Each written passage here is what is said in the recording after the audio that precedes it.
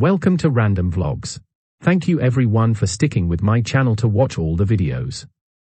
Today's video is about the vehicle assembly building at NASA and its massive size. Enjoy the video, don't forget to like, subscribe if you haven't already, and leave a comment with what you would like to see next below. The Saturn V rocket that took Apollo astronauts to the moon is a massive rocket standing 363 feet tall. And while it was weatherproof when fully assembled, it needed some protection from the elements during construction.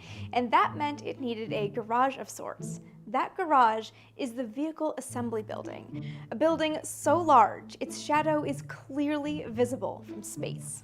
2, 1, we have a liftoff. Hello everyone, I'm Amy. This is The Vintage Space, my little corner of the internet where we discuss all things mid-century that I just love. And a lot of that is Apollo-era space history. And the VAB is one of those things that everyone kinda knows about, but no one really knows its history. So let's briefly talk about it.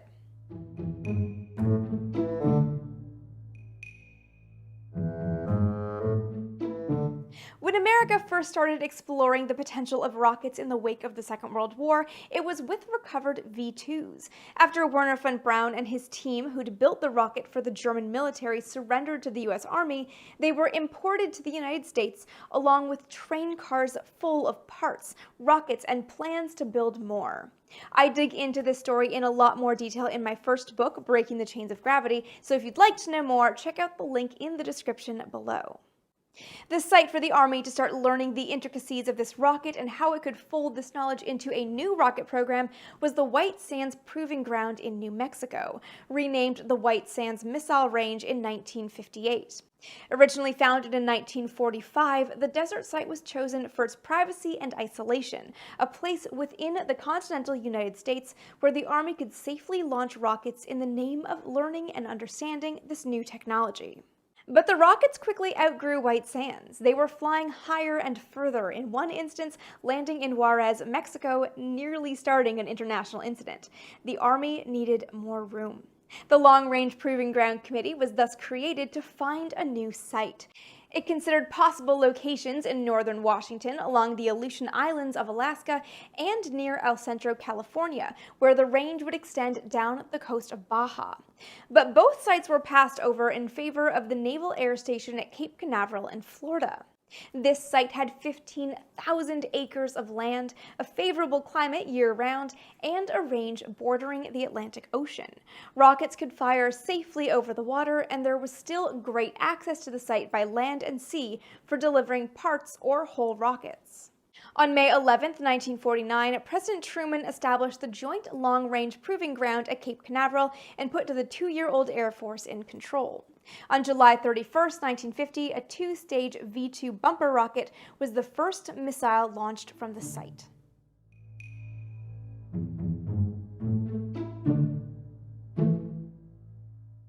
A little over a decade later, the state-of-the-art of rocketry had advanced significantly. The U.S. Army, Air Force, and Navy each had missile programs under development that had seen a mix of successes and failures, and these missiles were finding a second use as the first space-launched vehicles. After the Soviet Union put Sputnik in orbit in 1957, there was a rush in America to bring the fledgling pieces of space exploration under one umbrella, which ultimately led to NASA's creation. The new space agency earmarked the Army's Redstone and the Air Force's Atlas as the immediate launch vehicles for the inaugural Mercury program. But NASA was already looking ahead at its longer-term plans with a purpose-built rocket designed by Wernher von Braun and his team. This new rocket family was called Saturn.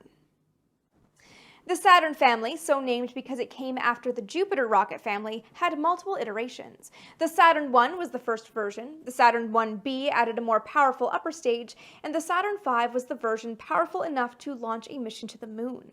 This rocket was eventually approved for Apollo, which meant that Cape Canaveral was about to be home to the largest and most powerful rocket in existence.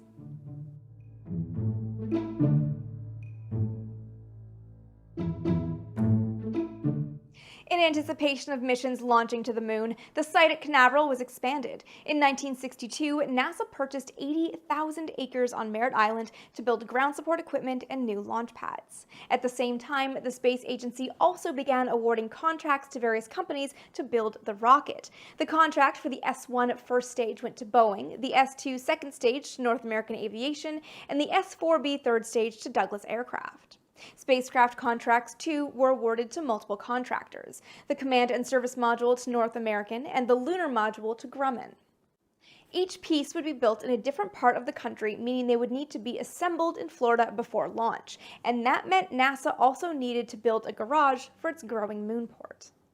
Assembling the Apollo stack right on the launch pad was never seriously considered. There were too many pre-launch tests to run, and having pieces of the rocket open to the elements was bound to be problematic. Not only does Florida have hurricanes, but the coastal air is also salty and speeds up corrosion of metal. The Saturn V thus needed to be housed safely in a building before being transported to the launch pad. Transporting was another question. One option was for a long building that would allow the rocket to be assembled horizontally before it was popped upright for launch. This was how the Soviets managed the Soyuz rocket. But because the Saturn V had German V2 heritage, it also inherited the Germans' method of assembling the rocket upright and transporting it vertically to the launch pad. This was, of course, easier with a smaller V2 than the massive Saturn V, but there were other considerations. There was some concern that the act of righting a fully assembled Saturn V would put damaging strains on the joints connecting the stages. Assembling it upright was ultimately safer, and building it directly on the mobile launch platform meant once finished, it could be transported to the launch pad, fueled, and ready to go. The vertical assembly building was thus born, though it was renamed the Vehicle Assembly Building on February 3rd of 1965 in anticipation of a future where other rockets and spacecraft would be assembled there, not necessarily vertically.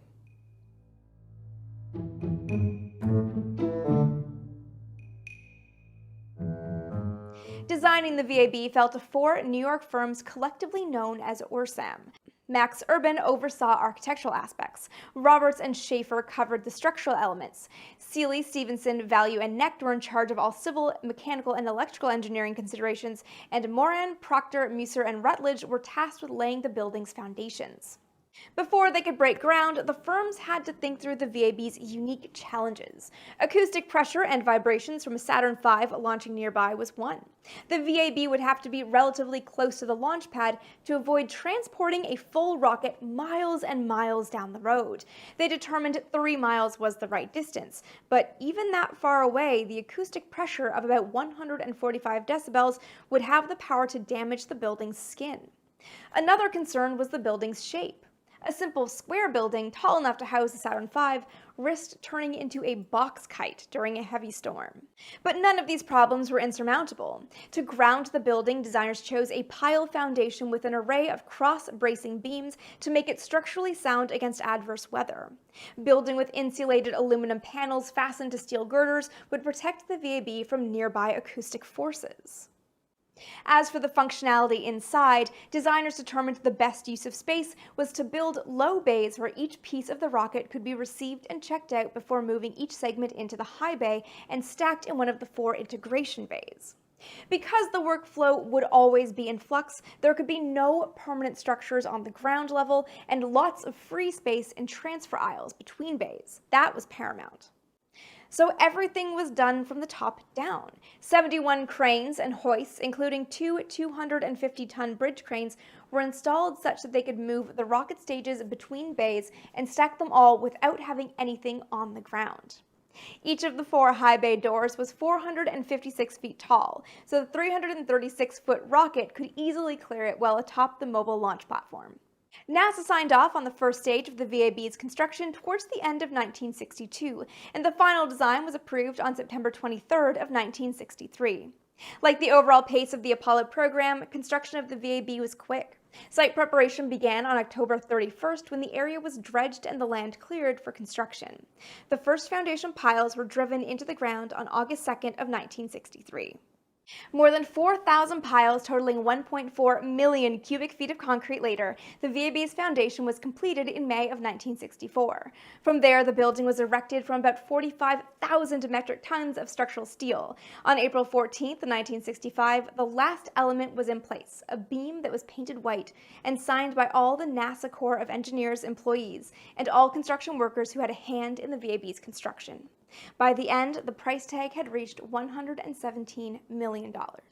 The final beam is, of course, still there. A subroof was eventually added to protect the workers from falling concrete as the building began to age.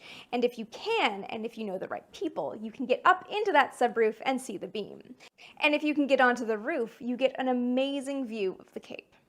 It's a really fascinating building, and so much history has happened inside those giant walls, and there's of course more to the engineering, but I hope you guys enjoyed this quick look at how it came to be.